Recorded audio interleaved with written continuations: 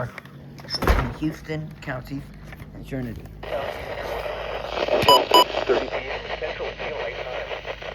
At 5:30 p.m. Central Daylight Time, a severe thunderstorm was located in Houston, moving southeast at 10 miles per hour. Hazard 60 miles per hour with gusts I of knew that 45 would get over hail. the... Source, radar I knew indicated that it would pass by Angelina. impact. Hail damage to vehicles is expected. Expect wind damage to roofs, siding, and trees. Locations impacted include Apple Springs, Australia. For your emergency Don't save on me.